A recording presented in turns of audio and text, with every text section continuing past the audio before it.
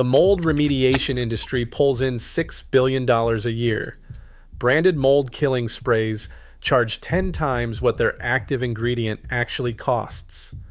That ingredient is a liquid sitting on the bottom shelf of every pharmacy in a brown bottle for about $1.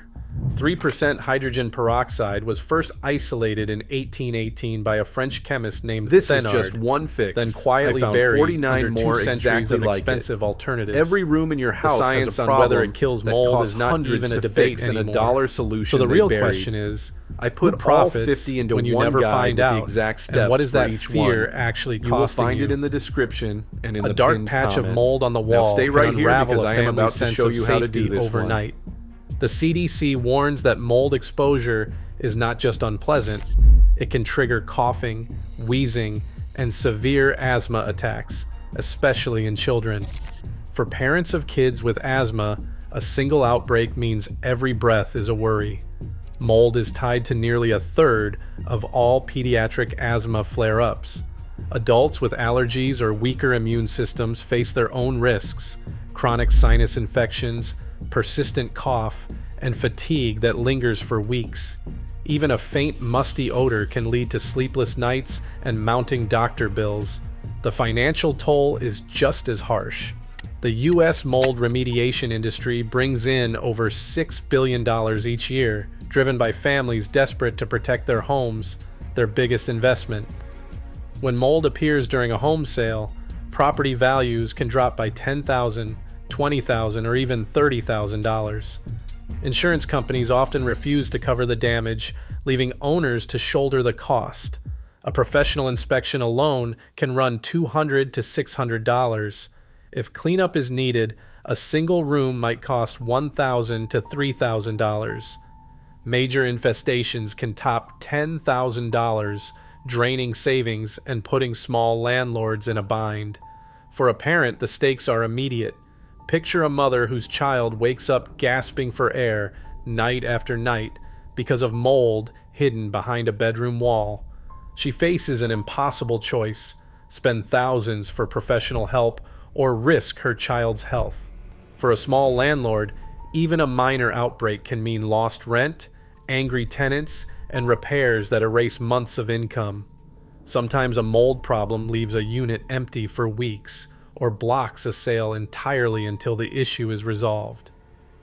Fear and confusion fuel a booming market for mold sprays sold at $8, $12, even $15 a bottle. The labels promise safety, but the main ingredient is almost always hydrogen peroxide, diluted and marked up many times over. The same chemical sits on pharmacy shelves for about $1, a price that has barely changed in decades. The CDC lists 3% hydrogen peroxide as an EPA-registered disinfectant, proven effective against common indoor molds. Yet this is not what most homeowners hear from contractors or product labels. Instead, they are told to use bleach, even though bleach only kills surface mold, leaves the roots alive on porous materials, and can release toxic fumes. The cycle of fear and expensive solutions keeps spinning, while a simple answer is overlooked. For small patches under 10 square feet on hard surfaces like tile or glass, the $1 pharmacy bottle is enough. Use gloves and ventilation, and use undiluted 3% hydrogen peroxide. Spray, wait 10 to 15 minutes, then wipe clean. Bubbling means it is working. For grout, mix peroxide with baking soda, apply, wait, then scrub. Never mix peroxide with bleach or with vinegar, as this creates dangerous gases. For larger problems or contaminated water, certified professionals are essential. The risks are real, but the fix does not always have to break the bank. In a cramped Paris laboratory in 1818, Louis-Jacques Thénard set out to answer a question that had stumped chemists for decades. Could water itself hold more oxygen than anyone realized? Thénard was no stranger to risk. He worked with volatile powders and caustic acids, chasing the secrets of matter while Europe rebuilt from war. His hands stained by barium and nitric acid, Thénard combined these ingredients in a battered glass vessel. The result was barium peroxide, a chalky white powder that, when treated with acid, gave off a torrent of oxygen gas, far more than expected. What remained was a faintly blue, almost ghostly liquid. Thénard called it oxygeny, oxygenated water. He had isolated a completely new substance, a molecule of hydrogen and oxygen in a ratio no one had seen before, H2O2, hydrogen peroxide. Thénard's discovery was not a footnote. In the pages of the Annales de Chimie et de Physique, he described his method in detail, right down to the proportions and the strange bubbling that followed each experiment. The original 1818 memoir, now preserved in the French Academy archives, shows his precise handwriting and the term oxygeny underlined with pride. Chemists across Europe scrambled to replicate his results. Some doubted it was a real compound, others worried it was too unstable to matter. But Thénard's tests proved otherwise. He documented how metals like silver or platinum would cause the new liquid to break down, releasing pure oxygen in a rush of bubbles. For the first time, scientists had a window into the world of powerful oxidizers, compounds that could strip color, destroy stains, and, as later generations would learn, kill germs and spores at the microscopic level. Recognition came quickly. Thénard's name was etched onto the Eiffel Tower, alongside Faraday and Pasteur, as one of France's scientific giants. He became director of the École Polytechnique and shaped a generation of chemists.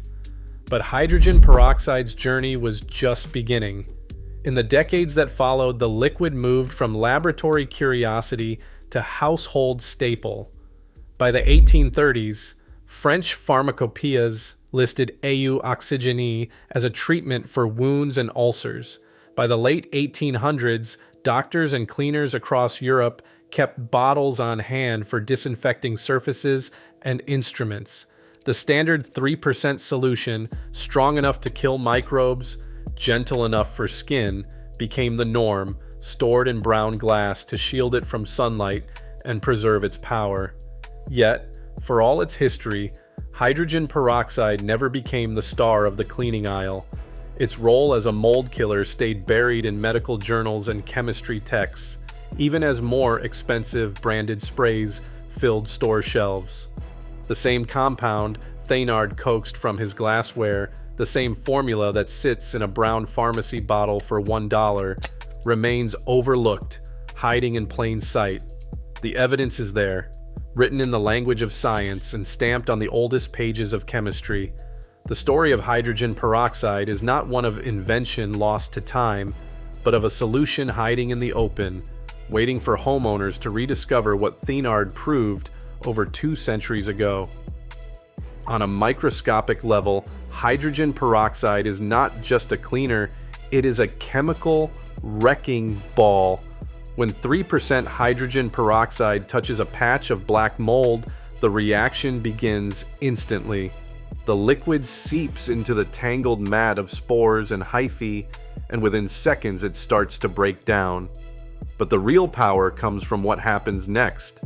In the presence of even trace metals, iron in dust or copper in old plumbing, hydrogen peroxide transforms. It splits apart and unleashes hydroxyl radicals. These are some of the most aggressive molecules in nature. Each one survives for just a fraction of a second, but in that moment, it tears through the mold's defenses. Cell walls rupture, proteins unravel, DNA strands snap in half. The process does not just bleach the surface or fade the stain, it kills the mold outright, leaving behind only water and oxygen. Peer-reviewed studies confirm this brutal efficiency. In controlled lab tests, a 3% hydrogen peroxide spray wiped out over 99.9% of mold spores on hard surfaces like tile and glass in under 10 minutes. Researchers watched as colonies of Aspergillus and Stachybotrys, the same black molds that haunt basements and bathrooms, collapsed after a single treatment. The bubbling that rises from the surface is not just a sign of cleaning, it is the visible proof of radical chemistry at work, oxygen erupting as the mold's cellular structure is destroyed. Unlike bleach, which only attacks what it can touch and leaves roots alive on porous materials, hydrogen peroxide's tiny molecules and vapor can penetrate micro cracks and crevices. On non-porous surfaces, it does not just mask the problem or push it deeper, it ends it. That is why the CDC lists 3% hydrogen peroxide as an EPA-registered disinfectant, effective against the most stubborn indoor molds. The science is not a rumor or a marketing claim, it is written in published journals and government guidelines. For small, surface-level outbreaks, the evidence is clear. The $1 brown bottle delivers a kill rate that rivals the strongest commercial products, with no toxic fumes, no scrubbing, and no need for a hazmat suit. The chemistry is simple, the result is total. And when the reaction stops, This is just one fix. I found 49 more exactly like it. Every room in your house has a problem that costs hundreds to fix and $1 solution they buried. I put all 50 into one guide with the exact steps for each one. You will find it in the description and in the pinned comment. Now stay right here because I am about to show you how to do this one. the danger is gone. $6 billion a year. That's the size of the mold remediation industry in the United States alone. An empire built on panic, insurance denials, and the idea that only professionals have the tools to keep families safe. The numbers are staggering. A single inspection can cost anywhere from $200 to $600, and the invoice for cleaning just one moldy room often tops $1,000. In some cases, homeowners are handed bills for $5,000, even $10,000, especially when the problem spreads or a property sale hangs in the balance. For small landlords, that's a month's rent lost in a single swipe of a pen. For families, it's the savings meant for college, now gone to pay for a job that sometimes takes less than a day. But the real money isn't just in the labor, it's in the bottles lining the cleaning aisle, branded sprays with bold claims and even bolder price tags. $8, $12, sometimes $15, all for a single bottle labeled mold remover. Flip the label, and the active ingredient is almost always hydrogen peroxide. Not the industrial kind, not some secret formula, just the same 3% solution found in the brown pharmacy bottle for about $1. The markup is breathtaking, a tenfold increase for a diluted version of a chemical that has been in use since 1818. Some products even advertise oxygen power or peroxide action, banking on the science first uncovered by Thénard in a Paris lab 2 centuries ago, while quietly selling a solution that costs pennies to make. Professional services follow the same script. Invoices list specialty biocides and advanced antimicrobial treatments. But when scrutinized, the EPA registration numbers often trace back to basic hydrogen peroxide. The rest is packaging, paperwork, and a layer of fear. Homeowners are told that only certified crews can guarantee safety, that only branded chemicals can stop the spread. Meanwhile, the CDC lists 3% hydrogen peroxide as an EPA-registered disinfectant, proven against mold on hard surfaces. The $1 bottle is hidden in plain sight, while the industry profits from confusion and urgency. The cycle turns on fear of illness, of property loss, of making the wrong choice. But the math doesn't lie. A $1 bottle can treat multiple rooms, the same chemical in a branded spray, up to $15 for a fraction of the strength. The difference is not in the science, it's in the story the industry sells, and in the price homeowners pay for peace of mind. The real secret isn't buried in a lab or locked behind a paywall. It's sitting on a pharmacy shelf, waiting for someone to read the fine print and break the cycle. Bleach is the advice almost every homeowner hears first. Contractors, landlords, and even some cleaning labels push chlorine bleach as the go-to fix for black mold. But the truth, buried in government documents and rarely mentioned in sales pitches, is that bleach fails in most of the places mold actually grows. The Environmental Protection Agency warns that bleach should never be used on porous surfaces like drywall, wood, or insulation. The reason is simple: bleach can only reach what it touches. The chlorine in bleach is a large reactive molecule. It sits on the surface, stripping away color and giving the illusion of a clean slate. But underneath, the roots, the hyphae of the mold remain alive, protected in the tiny pores and fibers of the material. The water in bleach can actually seep in, giving those roots the moisture they need to bounce back. Within days or weeks, the black spots return, sometimes spreading even further. The Environmental Protection Agency's own guide spells it out. Bleach is not recommended for porous building materials. The agency cautions that while bleach may appear to remove mold, it often just whitens the surface, leaving viable spores behind. Worse, bleach is corrosive. It can eat away at metal fixtures, pit grout, and damage paint. The fumes are harsh, especially for anyone with asthma or lung conditions. Mixing bleach with other common cleaners like vinegar or ammonia can release toxic gases, chlorine or chloramine, that send thousands of people to the emergency room every year. While bleach is effective at killing surface mold on hard, non-porous materials like tile or glass, it is a blunt instrument. The Centers for Disease Control and Prevention and the Environmental Protection Agency both highlight its limitations. On porous materials, not only is bleach less effective at killing mold, but it can also make the problem harder to solve by driving the colony deeper or by masking the problem until it is too late for a simple fix. This is not a rumor. It is written in black and white on the Environmental Protection Agency website and echoed in public health advisories. The old advice to just bleach it lingers because it is familiar, not because it works. As a result, homeowners waste time, money, and peace of mind chasing a solution that was never designed for the job. The real fix is simpler, safer, and sitting on a pharmacy shelf, waiting for someone to read past the label and see through the myth. A single brown pharmacy bottle sits at the center of this protocol. No bleach, no fancy gear, just $1 worth of 3% hydrogen peroxide.